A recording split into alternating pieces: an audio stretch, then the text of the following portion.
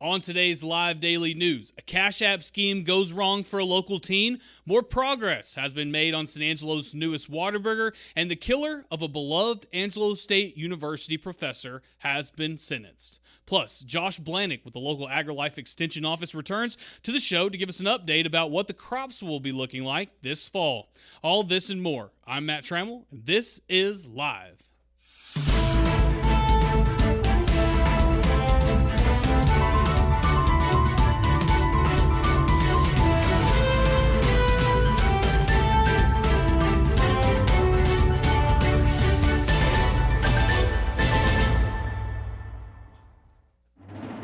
But before we get into the news, this show is brought to you by Texas Bank. Locally owned and governed, Texas Bank is a proud sponsor of the Live Daily News Show.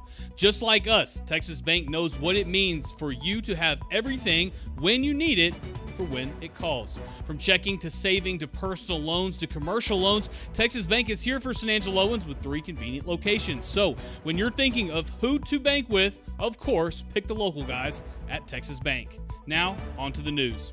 We start the show today with news coming out of Mississippi. The killer of the beloved Angelo State University professor Natalie Zan Ryan has been found guilty of manslaughter. Her husband, Wayne Frazier, was sentenced to 20 years after the jury found him guilty of culpable negligent manslaughter. That's right, Ryan was killed back in December of last year. It was no question that Ryan, who was wheelchair bound, was killed by gunfire. The question in the court was if it was an accident or not. Prosecutors alleged that Frazier was an abusive drunk, but the defense, well, they claimed it was a horrific accident. Nonetheless, the jury would end up finding him guilty of not getting her help after she was shot. The San Angelo community will always remember Ryan, as the university has renamed the English department in honor of her. For more on the story, of course, catch up on it on sanangelolive.com. And more local crime, a 19-year-old San Angelo woman has been indicted after running a Cash App scheme. Tom Green County Grand Jury has indicted Michaela Berger after it was discovered that on November 8th of this past year, she used a victim's USAA credit card for 3 transactions using Cash App. The victim's card transaction log shows 3 transactions were made through Berger's Cash App to another individual's. When interviewed, Berger allegedly admitted to using the victim's card for 3 transactions.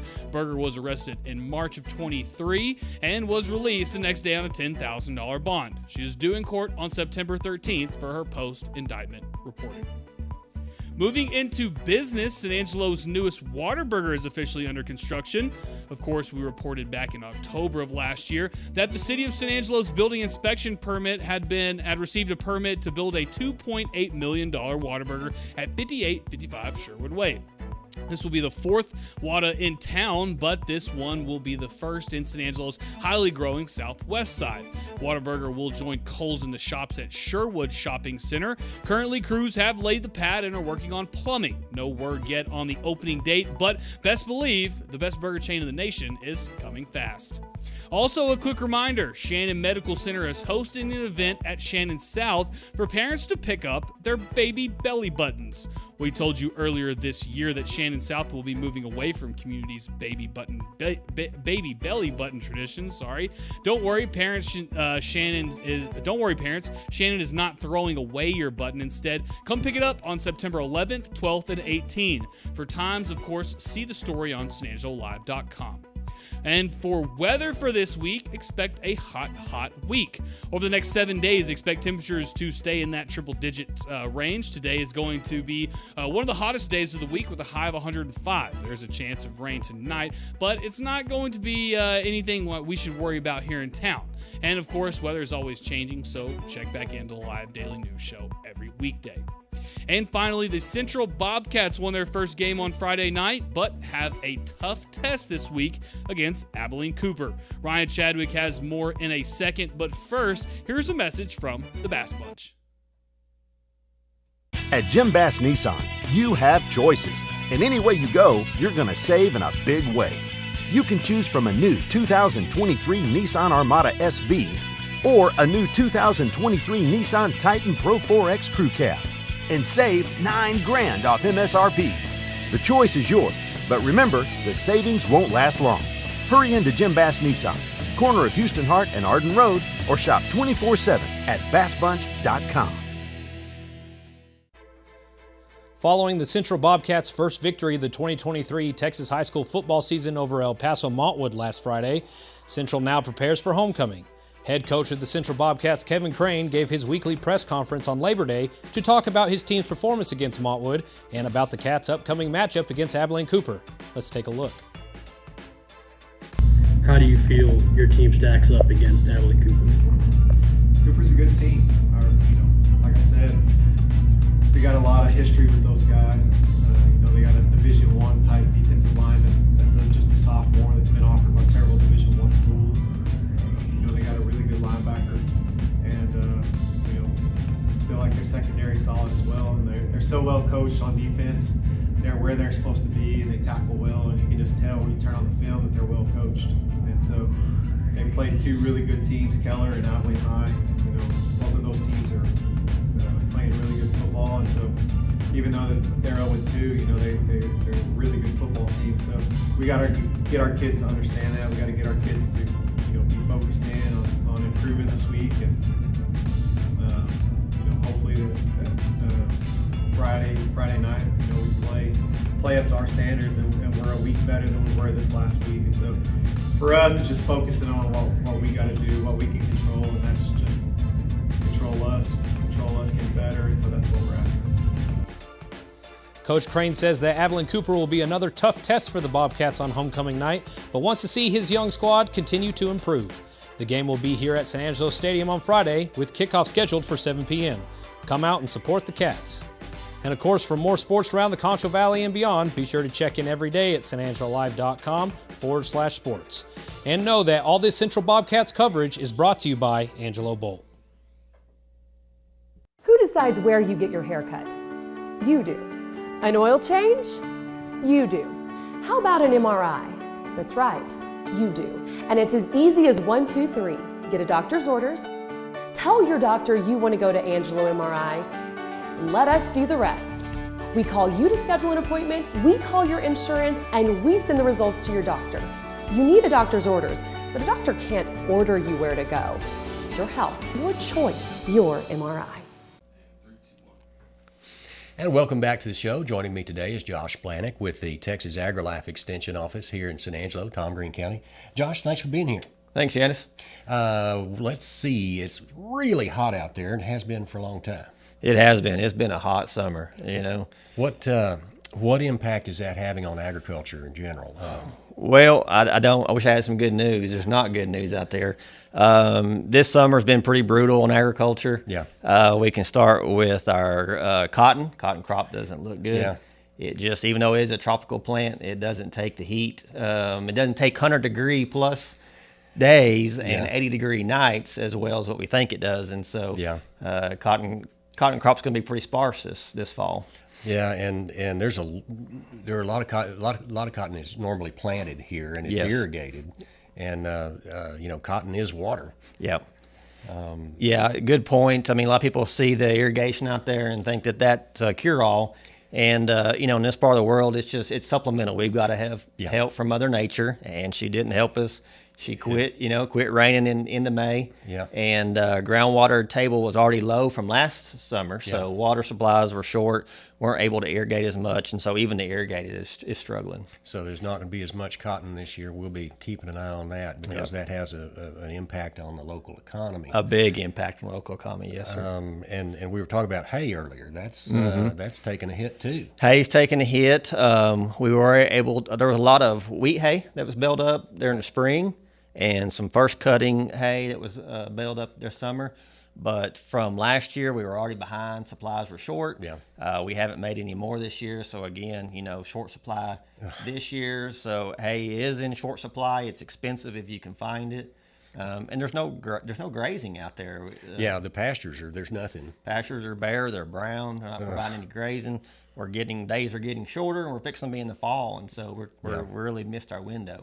So that's going to impact livestock in the pastures and in feedlots too, I guess. Oh yeah, definitely. I mean, if anybody's been to producers' livestock, I mean, you can tell there's selling sheep, goats, kid goats, calves earlier than normal because they're having to get them out of the pastures and Right. and get them off the feed bill, and Yeah. so they're culling the mature breeding stock down just so they don't have to feed as much, and so our livestock numbers are decreasing. And again, the same as cotton, then that really hurts our local economy too. That definitely makes a challenge for those ag producers out there. Good news though, the school year just started. Yep. And those kids in the ag programs are gearing up for. You got to start now on those projects for the shows after the first of the year. Exactly. Yeah, we the first of the school year kind of marks the first of the 4-H year, and kids are busy buying projects. They've already bought their market steers and lambs and goats. Okay. Kind of did that through the summer. Buying the market swine now, getting ready for that, and then as we move into the fall is when our validation processes start. Right. Okay. Judging teams start practice. You name it. It gets really busy and gets really fun during the fall. So once school year kicks off. Yeah, well, we cover a lot of football here because the kids are involved in football, and it's a really high profile extracurricular activity. But those ag kids are out there working hard too. Yeah, yep, they are. It's like I say, September 1 marks the beginning of the 4-H year, and of course FFA kids are back in school too, and the contests start and all the practices. Okay. And a lot of those kids play sports too, so they're juggling both balls. So. All right. And when are we going to start harvesting cotton? That'd be late October, November. Typically it's late October, November, but with this heat and the drought, this cotton crop is maturing pretty quick. Oh, wow. Okay. And so we could potentially have some folks out there terminating that crop in terms of just killing it off, getting in there and harvest it while the cotton is better quality, not letting it sit in the field. Okay. Probably the middle of October here, pretty quick, within 30 days. Okay. All right. That is quick for this part of the state. Yes, sir. What is the prognosis? There's not that much cotton out there, I guess. It's kind of too early to tell. We'll start getting some numbers. They'll start doing some inspections here in September and kind of doing some bowl counts and seeing how many of those are viable, and start making some estimates on that. It's too early to jump out there and say a number and somebody quote me, but it's not. It's going to be. Our number's going to be way low in terms of bales of cotton harvested in the Concho Valley. Okay. So another challenge for producers. It is. And what about winter wheat? What about the winter crops? Winter wheat is right around the corner as far as planting. We typically like to get out there and plant that starting in the middle of October to the 1st of November. We do a lot of wheat cotton rotation, plant wheat behind cotton. Mm-hmm. And but everybody's kind of on a hold pattern right now because there is no soil moisture out there. Yeah, if it doesn't rain. It doesn't rain, you can't put that expensive seed in the ground and put out fertilizer for it to sit there. And so, everybody's kind of got their fingers crossed, hoping this weather pattern will change as we move into fall here in the next couple of weeks, and we get some moisture and kind of get things rolling again and get back in the fields. And that's what we need. We need to have that wet El Nino weather. We certainly do. Yeah. And kick off things a little bit better heading into next year. Yep, definitely. What do you have any numbers of kids that the 4-H FFA students? How does that look? Is it pretty steady? Is it? Luckily, our 4-H numbers are pretty steady. Every year you graduate some seniors with a lot of experience, and you hate to lose them, but you're excited because you get new families in and new youngsters in, and so it's held pretty steady over the years. Actually been lucky, slightly increasing. We're getting more kids. We call them our non-traditional kids. They're not kids that don't grow up maybe in the country on a few acres and have animals. We're getting those kids that are, from in San Angelo. Yeah. And we're getting them involved in new things. Our rabbit show has grown tremendously the last couple of years. All right. And you can raise a rabbit in your backyard and in the garage, and then our other projects like we talked about, whether it's food nutrition or sewing, or we have some leadership type teams and stuff like that, getting them involved. And so our numbers have looked really well. Well, that sounds great. Anything else I forgot? No, we just need some rain. Just need some rain. And you hadn't forgot that. You mentioned that. So. All right, Josh. Hey, I appreciate you coming in. Yes, sir. Thank you. All right. We'll go back to you guys. When it comes to unique pieces you can't find anywhere else, Kano's Diamonds and Coins is your one-stop shop. With over 24 years in the diamond and coin industry, Kano's Diamonds and Coins is West Texas's choice for diamonds, jewelry, coins, silver, and gold. Owner Bill Kano stands by his work and offers free consultations, including estate jewelry. Don't just trust anyone with your valuables. Come see the staff at Kano's at 1016 West Beauregard in San Angelo. Thank you, Josh. Thank you, Yantis. Unfortunately, we're not giving you any good news by telling you that cotton's going to be down, hay's going to be down. That's going to be more prices going up in the grocery stores for all of us here in San Angelo and really Texas and the United States. This is the Live Daily News Show. We're here every weekday during the 4 o'clock hour. We're going to be giving you all the news, plus an interview to keep you on your toes. For everybody here at San Angelo Live, I'm Matt Trammell. We will see you guys tomorrow.